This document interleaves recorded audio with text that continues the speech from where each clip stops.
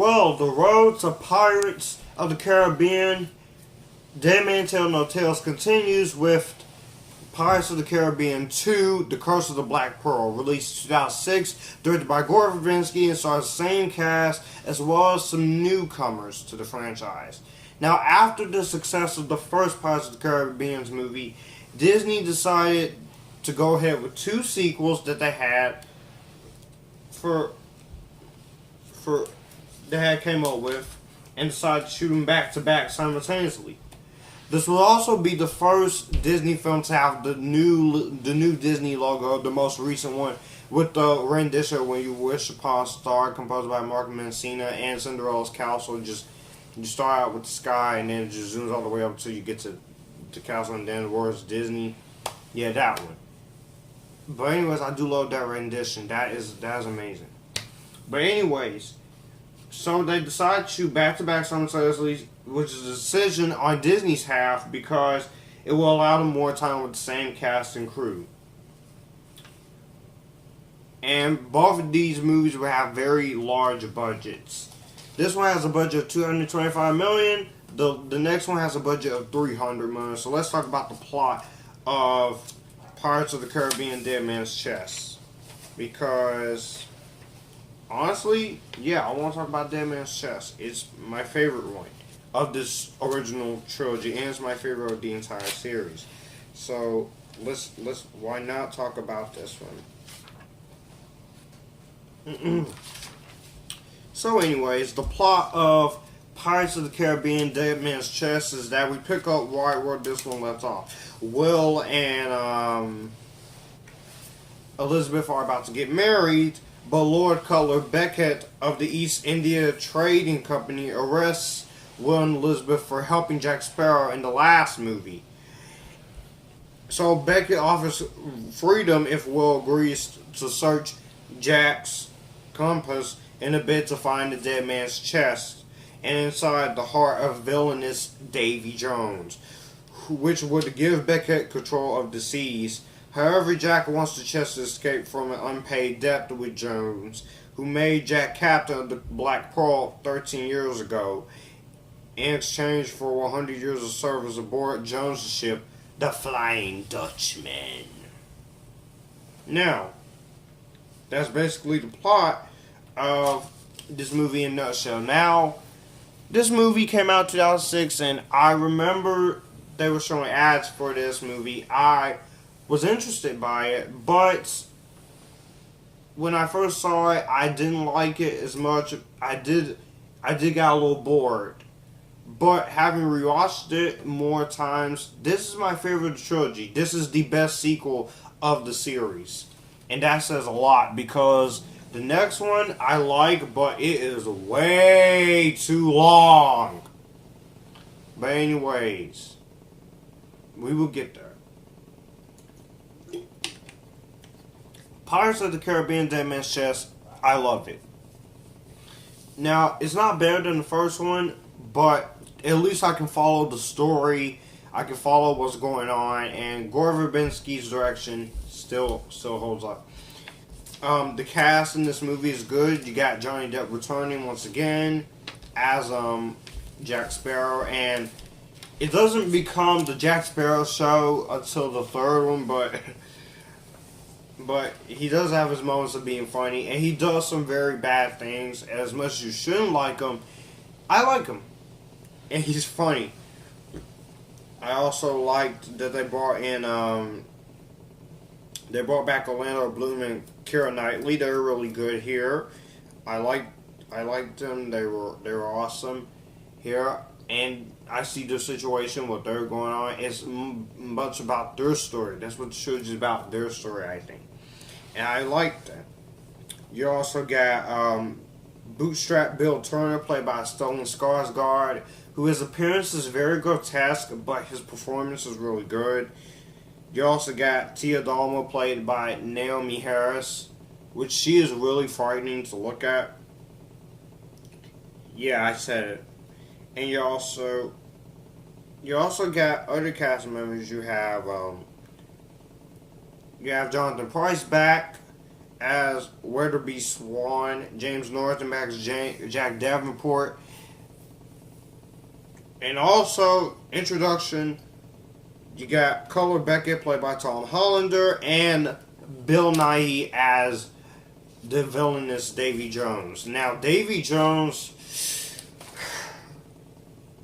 I'm sorry I jumped there, but he scared me the first time I watched this movie. He was so scary and his appearance was intense, but wow.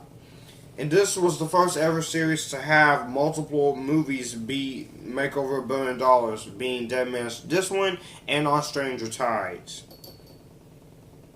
This other series followed the Batman series, Transformers series, the MCU.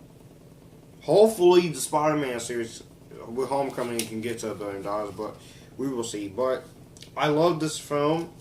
This was the most successful film of 2006 worldwide, and with the budget of $225 million, it shows, because this movie looks outstanding. Cinematography looks good. Gore Verbinski still knows how to make the movie crisp and clean. The movie is in 2 hours and 30 minutes, which is a little too long, but it's real good. And I love the use of visual and practical effects. They're done real and perfectly.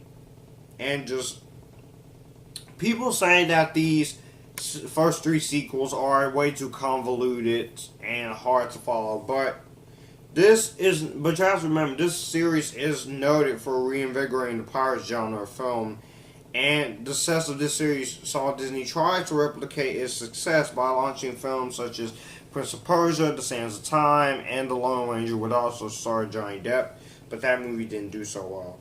But this movie I liked the film. It was really cool. The action was there. Thought the acting was really cool, and thought the music was awesome.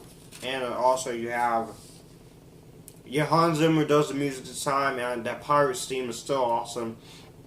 The action is there. When it's there, you do see it. And again, Davy Jones is cool. I do like Davy Jones in this movie.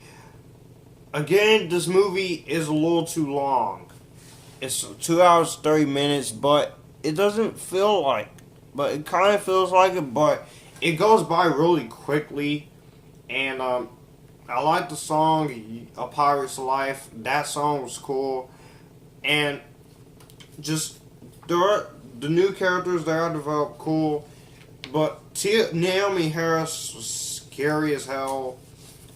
Davy Jones scary as hell. I love the final fights in the film, and the ending at the end of this movie is like, whoa. You have what happens to Jack Sparrow at the end, but also that you also have this cliffhanger scene. I won't say who it is, but you just have to watch the movie to figure it out. Because, yeah. And that was a theory that my friend Sean, aka Veritas591, has about Superman, because he says he's going to have a cameo. No. If Superman has a cameo, you're going to be repeating history twice. I need to see Superman and Justice League fighting. I'm tired of people saying, Joshua, he's going to have a cameo. He better not. I'm tired of seeing characters I want to see the most get cameos. At least with Joker, I can understand it. They won't give him... But I feel like he should have been in the movie a little bit more. But Pirates of the Caribbean, Dead Man's Chest, is a good sequel. It's one of my... It's a great... It's not as good as that first one, but this movie is really good. I really enjoy it. There's a lot of cool things to like. I love the action, and just this movie was really cool. And just the characters are cool. I like the action, and just everything else in this movie works. This is a sequel done right. Screw the haters. I don't care if this movie has a 54% or whatever the hell you want to call it on Rotten Tomatoes. I hate that website. Always have since BVS, and I always will. But yeah, overall, this movie, Pirates of the Caribbean, Dead Man's Chest, is a really worthy sequel. Despite being too long, and cinematography is also nice too, I can still watch it over at the world's end. Which, that will be a rant, but it will also be sort of a defense, I don't know. But just expect me to review that soon. You know, expect. I'm going to give Pirates of the Caribbean, Dead Man's Chest, an epic-tastic. So that was it for my Pirates of the Caribbean Dead Man's Chest review. Let me know what you guys think of Dead Man's Chest. Is the best? Do you think it's the best or worst sequel? Do you like it? Do you not like it? And I will catch you guys later. And if you like this, you can click here and we can all have a good time. And stay tuned for those ranking videos. Those are coming very, very soon.